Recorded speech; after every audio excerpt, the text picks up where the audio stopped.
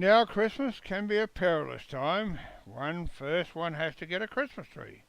Now those of you who have no sense of the spirit of Christmas can nip down to the corner store and get one of those cheap and nasty plastic ones. Shame on you.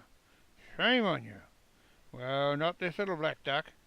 He's going the whole hog.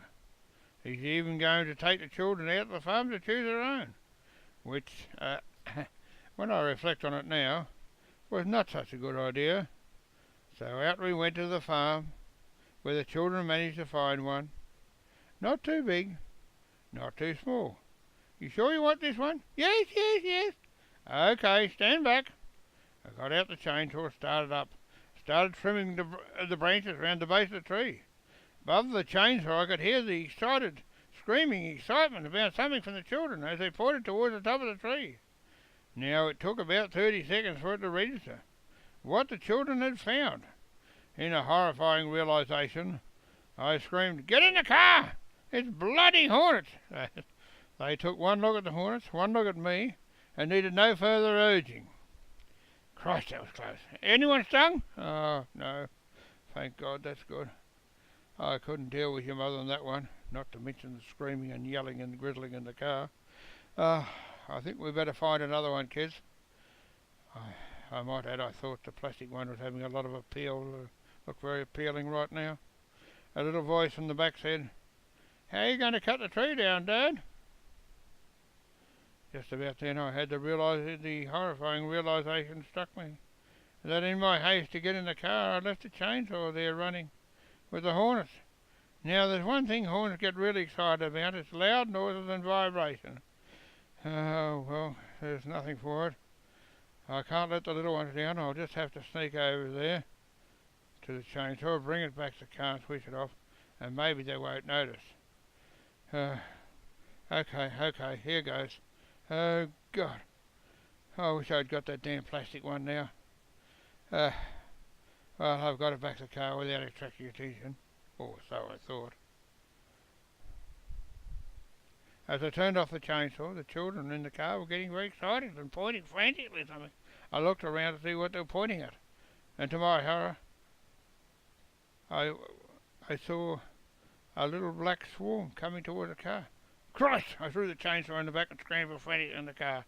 They swarmed all over the car, the children. "Get your windows up tight, kids," as I closed the vents. One of the children was getting a little concerned. "Do you think they can get in the car, Dad?" Oh, Christ. Why didn't I buy that plastic one, I thought. No, children, I said with more enthusiasm than I felt. The thought of it was just too much to contemplate, as I drove off to find another tree, hoping to hell they would leave or be blown off. We eventually found one. I got it into the half end of the boot with an enormous struggle. Now, having got it home and onto the front veranda, the battle had only just begun. First, I had to make sure it was not too small and that it would fit through the door.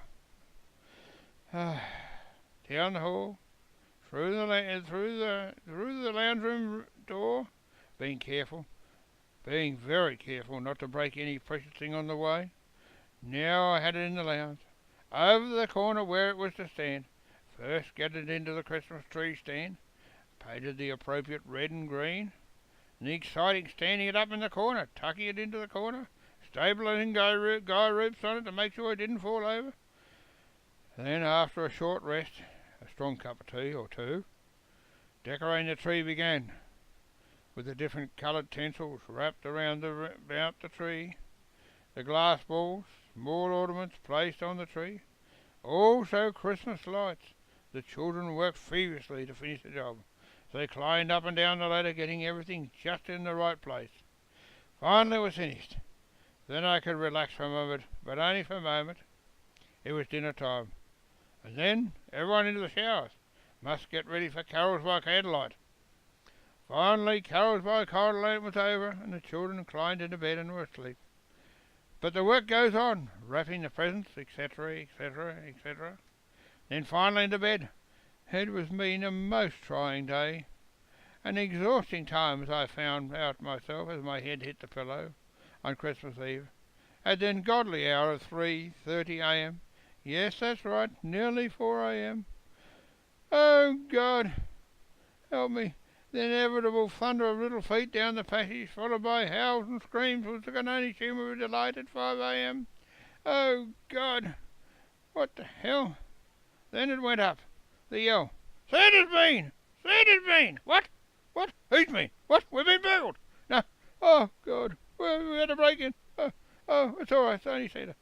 I'm moving this a piece. Oh, God. Help me. I've only just got to bed, and it was so enjoying it too. There is no peace. Well, there I am, seated by the tree, doing the ritual handing out of the presents under the tree. Finally, with the first annual ritual over, we settled down to a semblance of order and a brief moment of peace. When we settled down to breakfast at 8 a.m., extracting myself from and through the obstacle course of presents and erroneous mixture of ribbons, wrapping paper, disregarded boxes, containers, etc., etc., etc. I might add, I made damn good care not to step on some precious object, even more importantly, not to do myself a nasty injury. After that, it was bearing and fortifying for the feasting and merriment that was to come, with Christmas lunch extending right into the afternoon. So we had lunch. Merry-making continued into the afternoon onwards into the evening, eating, drinking, and consuming large quantities of Christmas pudding, punch, including a bottle of what I was told was the finest Scotch whisky when I was given it for Christmas. So by now it was getting very late in the evening, and I was starting to feel rather disconcerted by this strange feeling that had come over me. In fact, I felt like I was starting to get slightly hallucinated.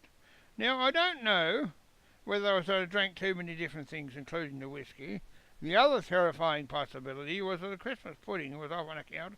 It had been hung out in the woodshed, too long out in the woodshed. Well, it had been hanging out there since October. With this frightening possibility, I went to bed, where I slept and tossed and turned, waking up Boxing Day. I feeling like I'd been boxing all night. Most likely I had.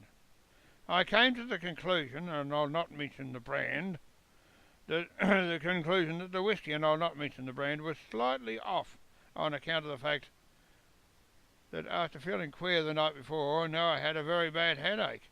As for the Christmas pudding, I won't say who made it, but I will say this. I never wanted to be hallucinated again. Never again. Well, not until next year, anyway.